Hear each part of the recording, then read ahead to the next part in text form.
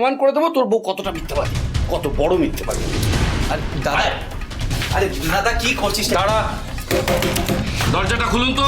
শঙ্কর, এটা কিন্তু ঠিক হচ্ছে না। একজন অসুস্থ মানুষকে এইভাবে বিরক্ত করা ঠিক নয়। দাদা করিস না, ঐশানি তো বললো। তুই বুঝতে পারছিস না, আমার চোখকে তুলে দেওয়া এত সহজ না। এখানে গন্ডগোলের কিছু একটা চলছে। আমি আমি তোর বউকে বিশ্বাস করি না। এই লাহিড়ী বাবু, আমি সত্যি দেখতে চাই এই লাহিড়ী বাবু সত্যি অসুস্থ কিনা।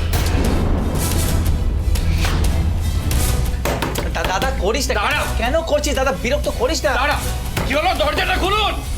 দাদা কি করছিস? করিস না দাদা, কেন করছিস এরকম? খুলুন দরজাটা। খোলা আছে। দাদা উনি অসুস্থ দাদা।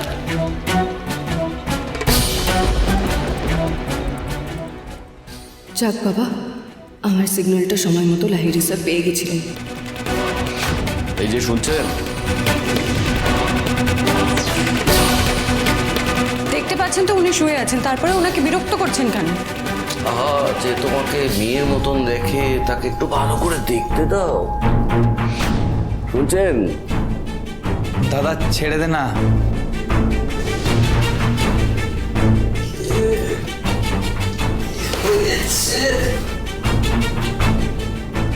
কি ঐশানি, আবার এলে? এ কি শঙ্কর, ঐশানি তোমাকে ডেকে নিয়ে এসছে নাকি? আরে বাবা, আমি ভালো আছি, বাড়ি যাও, বাড়ি যাও।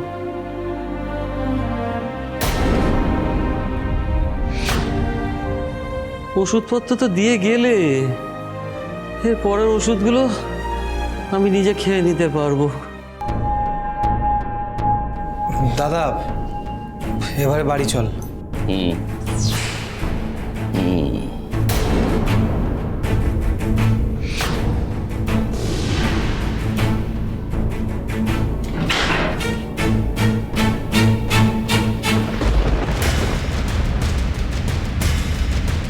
এ কি কাকু,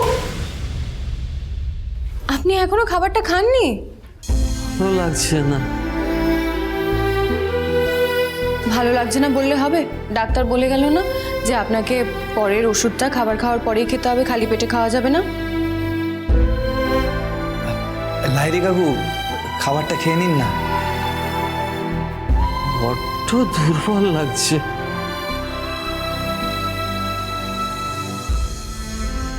শঙ্কর, আমাকে একটু সময় দাও, আমি একেবারে ওনাকে খাইয়েই বাড়ি ফিরি। আচ্ছা ঠিক আছে, তুমি সাবধানে এসো, আর আপনিও সাবধানে থাকবেন।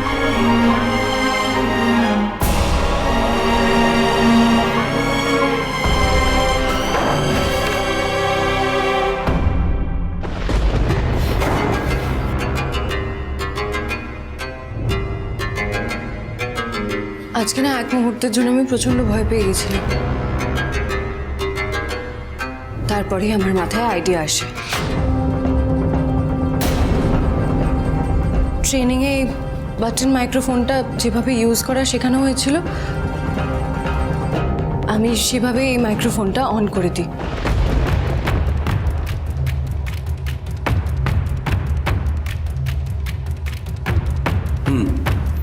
সাথে সাথেই আমার কাছে কল চলে এসেছিল। বাইরে তুমি যা যা কথা বলেছো আমি সবটা শুনেছি। ব্রাভো, তোমার উপস্থিত বুদ্ধির জন্যই আমার পুরো প্রিপারেশনটা নিতে পেরেছিলাম।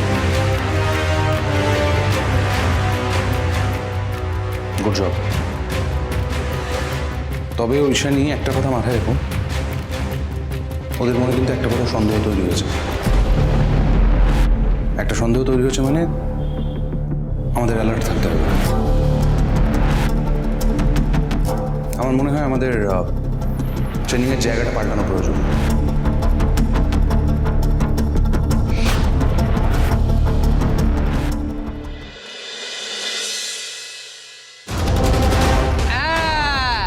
একদম শক্ত করে বাঁধবেন। হ্যাঁ দাদা, কি বুঝলেন? একদম টাইট করে বাঁধবেন, দেখবেন যাতে আবার ভেঙে টেঙে না যায়। ব্যবস্থা যা হয়েছে না, বেড়ে হয়েছে, যা বলেছ মা। এই রান্না করতে করতে আমার দম বেরিয়ে যাচ্ছিল। তখন তো এই ফুলিটাকে একদম খাটাবো না, একদম একদম। বলছিলাম যে মিতু, এরপর তোর বাড়িতে এসে থাকলে কেউ বাবা আমাকে চাটাং চাটাং কথা বলবে না, বল। থাকতে থাকো, এমন কিছু করো না যাতে তোমার জামাইয়ের মাথা গরম হয়ে যাবে। কিচ্ছু করবো না, কিচ্ছু।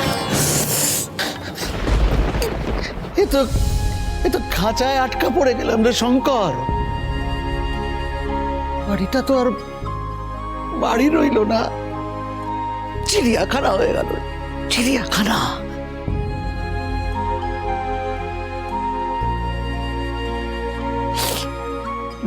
লোক ডাক বাইরে থেকে লোক ডাক, টিকিট কেটে এনে তাদের দেখা।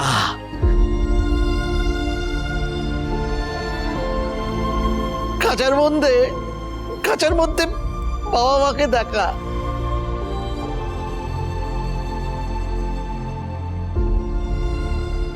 এই কামাই হবে, দারুণ কামাই হবে।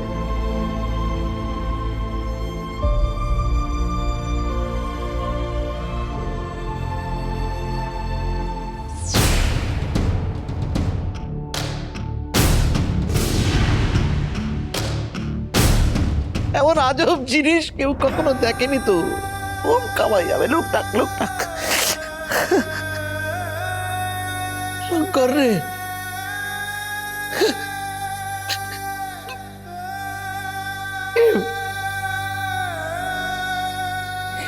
এই বেড়াটা তো শুধু বাড়িটাকে ভাগ করলো না রে, তোর মা আর আমার বুক চিরে এই বেড়াটা বসলো রে।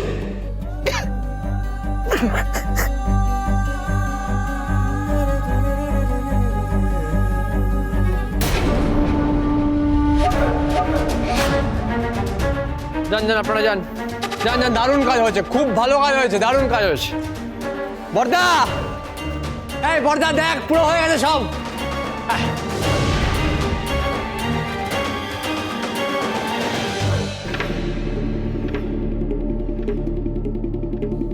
দারুণ না?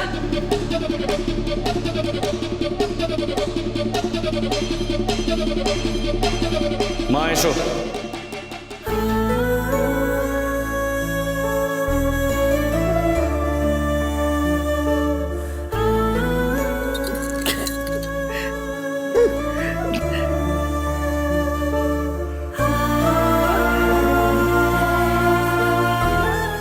সাবধানে থেকো গো, ইস্পাত মেয়ে। শঙ্কর, তোর বাবাকে দেখে রাখিস,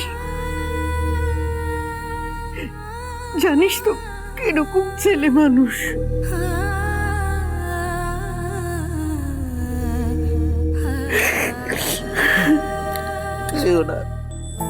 যেও না মহেশ্বরী, আমাকে ছেড়ে যেও না তুমি।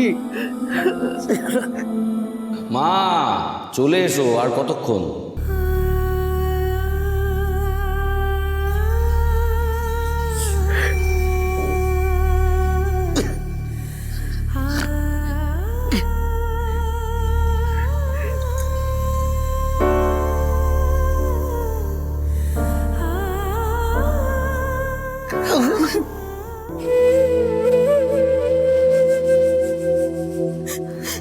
মামি চলে যাচ্ছে, তুমি দেখতে পাচ্ছ? মামি চলে যাচ্ছে। আর সেজো বৌমা করবে না, আর আমাকে বকবে না, আর বলবে না সেজো বৌমা তুমি অকম্পার ডেকি। এত বছর বিয়ে হয়ে গেল, একটা কাজ শিখলে না সেজো বৌমা। মামি চলে যাচ্ছে গো, মামি চলে যাচ্ছে। আন্টি, তুমি তোমার সব ওষুধ মনে করে খেও কিন্তু, আর আমার কাছে তোমার সব ওষুধের হিসেব আছে। 15 দিন পর আমি তোমাকে সব ওষুধ কিনে দিয়ে আসবো আবার, তুমি একদম চিন্তা করো না আন্টি। বাবা, এমন করে বলছো মেজো বউ যেন মা জলে পড়ে গেল। আমরা তো মায়ের দেখাশোনা করব, আমি আছি, ফুলি আছে, মাইনিট আমি আছি।